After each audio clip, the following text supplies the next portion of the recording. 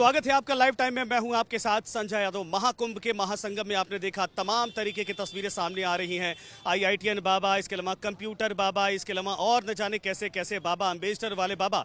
लेकिन इस बार एक तस्वीर हम आपको दिखाते हैं, ये वाकई में दिलचस्प तस्वीर है और ये है एक बुलेट वाली साध्वी जो इस वक्त हमारे साथ मौजूद हैं। काफ़ी लंबी यात्रा करके संगम स्नान करने पहुंची हैं और इनसे बातचीत करते हैं कि कहां से आई हैं, कहां तक यात्रा जाएगी और संगम स्नान करने के बाद, आस्था की डुबकी लगाने के बाद कैसा महसूस कर रही हैं। कहां से आई हैं आप, क्या नाम है आपका?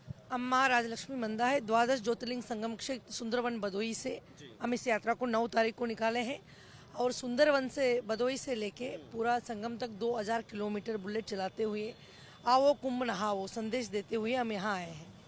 बुलेट तो काफ़ी भारी गाड़ी होती है, आप बुलेट राइड करती हैं और मैंने देखा कि काफ़ी अच्छे से राइड कर रही हैं, कैसे?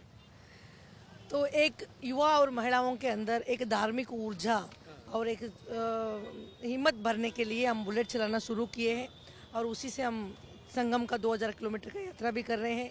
तो मेरा मानना है कि भक्ति में शक्ति होती है, तो भक्ति के साथ हर हर महादेव करके आप जो भी ठान लीजिए, हर काम आपके लिए आसान है। लोग आपको बुलेट वाली साध्वी कह रहे हैं। जी कहते हैं, बुलेट रानी भी हमको कहते हैं। बुलेट रानी? हाँ, अभी तक हम 1.5 लाख किलोमीटर बुलेट पूरा देश में चला चुके हैं।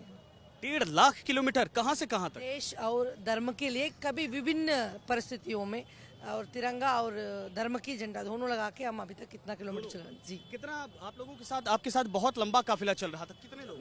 मेरे साथ 25 लोगों का टीम है। सब हमारे भदोई आश्रम से आए हैं और पूरा देशवासियों को कुंभ में आने का आह्वान देते हुए हम इस रैली को मतलब भदोई में शुरू किए 9 तारीख और भदोई से होते हुए वाराणसी, गाजीपुर और गोरखपुर, अयोध्या, लखनऊ, शाहजहांपुर, मुरादाबाद, दिल्ली, गुड़गांव, पलवल, मथुरा, इटावा, कानपुर और चित्रकूट होते हुए आज संगम में इस यात्रा का समापन हुई है। अभी संगम में नहा के हम लोग जा रहे हैं। अब यहाँ से रवाना हो रहे हैं आप लोग, निकलेंगे, कहाँ प्रस्थान होगा इसके बाद? इसके बाद हम भदोई पहुंच जा रहे हैं। जी अच्छा, लोग तो बहुत सारे मोटरसाइकिल चलाते हैं, गाड़ियाँ चला, आपने बुलेट ही क्यों चुना?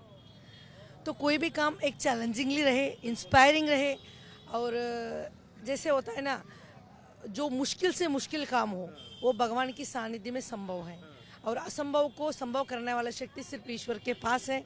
इसलिए मैं ये हेवी गाड़ी को सेट करके चला रही हूँ। अच्छा, एक चीज़ और हमने देखा कि लोग बुलेट जब चलाते हैं तो हैवी बूट पहनते हैं, आप बिना चप्पल बिना जूते के हैं। और ये तो यात्रा है, संगम नगरी में नहाने आ रहे हैं, ये मेरा संकल्प है। इसलिए हम 12 दिन बिना चप्पल ही, बिना कोट इसमें ही मैं चलाई हूँ। जितने ठंड पड़े, जितना कोहरा पड़े, हम ऐसे ही 12 दिन चला के आए हैं गाड़ी। तो बुलेट चलाने में दिक्कत नहीं होती बिना चप्पल जूते के? दिक्कत तो होती है, वैसे भगवान हमको 2 इंच कम हाइट दे दिया है, इसलिए बहुत दिक्कत होती है। तो एक फिंगर से बैलेंस करना पड़ता है। फिर भी मन में ईश्वर के दिए हुए जो हिम्मत है, तो उसी हिम्मत के साथ हम प्रयाग संगम में आ भी गए हैं और नहा भी लिए हैं। कुछ सुनाना चाहेंगे भजन वगैरह, अगर चूंकि आप साध्वी हैं और भगवान की भजन साधना में लीन हैं?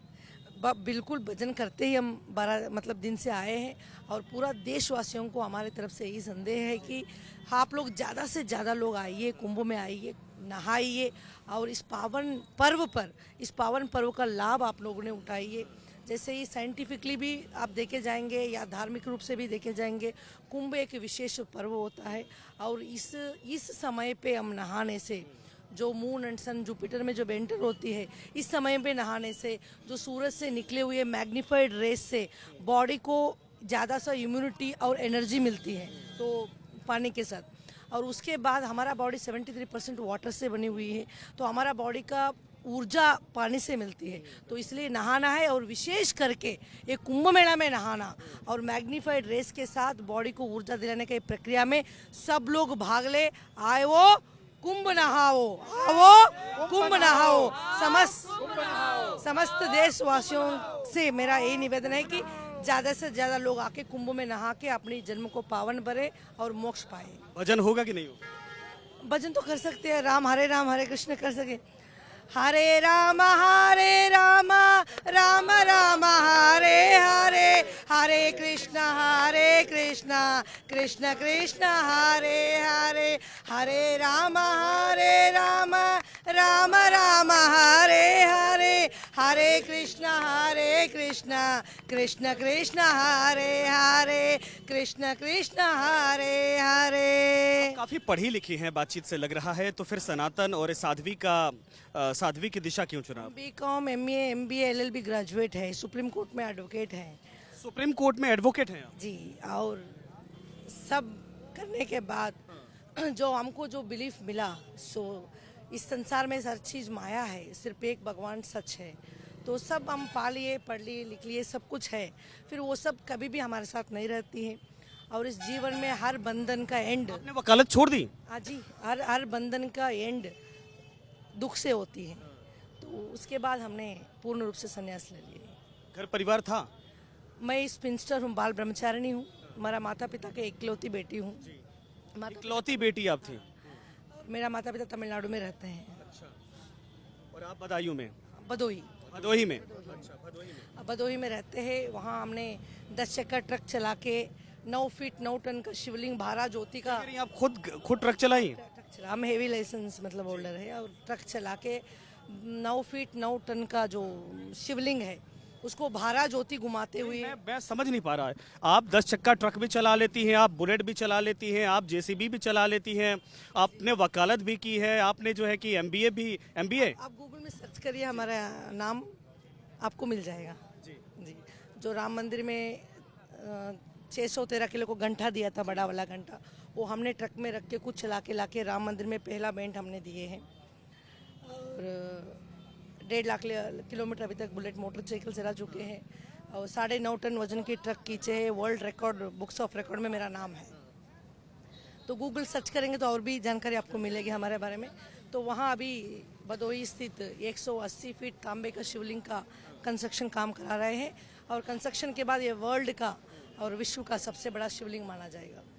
ये रॉयल एनफील्ड है ना, बुलेट है? एनफील्ड है। ये बड़ा खूबसूरत तरीके से सजाया आपने, फूल माला लगा। वो जो हमको मिला है उसको उसमें डाला गया है। तो ये वाकई में दिलचस्प है, आपने पूरा संन्यास धारण कर लिया, उसके बाद अपनी पूरी मंडली लेकर आप महाकुंभ पहुंच गए प्रयागराज। क्या कहेंगी आज के यूथ को, आज के लोगों को जो सनातन के प्रति आकर्षित हो रहे और जो यहाँ आ रहे?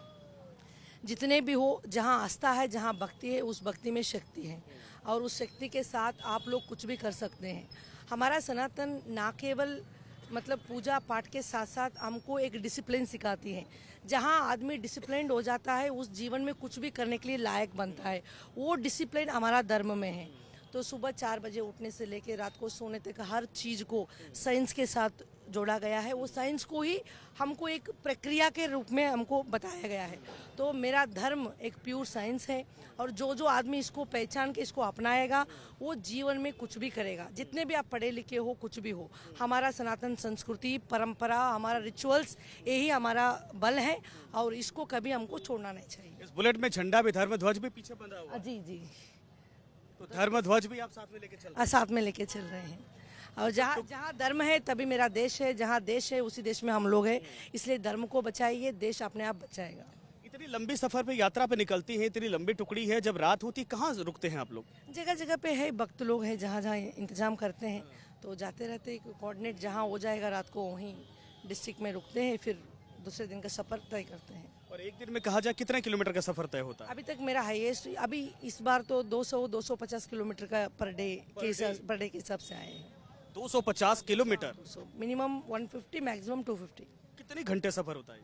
ये सुबह 9 बजे के हम शुरू करते हैं, शाम को 9, 8, 10 जो भी बच जाता है तब तक जर्नी के हिसाब से। तो आप दक्षिण भारत में, एक बार दक्षिण भारत के जितने भक्त हैं उनके लिए कुछ कहिए।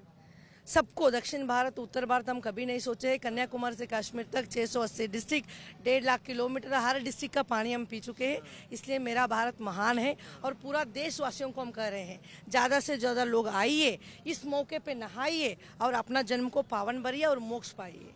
क्या खूबसूरत ये संदेश है कि हम उत्तर दक्षिण नहीं मानते हैं। महाकुंभ में आइए, यहाँ के पावन धरा को नमन करिए, यहाँ पर डुबकी लगाइए और सनातन का झंडा बुलंद करिए। ये हमारे साथ थी बुलेट वाली साध्वी, तस्वीरें आप देख सकते हैं, और ये लगातार सफर इनका जारी है। तो ये ऐसी तस्वीरें जो आ रही हैं वाकई में आश्चर्यचकित करती हैं, युवाओं का आकर्षण है। आप सोचिए कि इतनी पढ़ी लिखी होने के बावजूद अगर ये साधवें बन गई हैं तो अंदाज़ा लगाइए कि सनातन को लेकर आखिर लोगों के बीच में आकर्षण कैसा है। तो ये तस्वीरें हम आपको दिखाते रहेंगे और इसी तरीके से लगातार हम कोशिश करते रहेंगे कि जो महाकुंभ की ये रौनक है ये बनी रहे। बने रहिए हमारे साथ, देखते रहिए लाइव टाइम।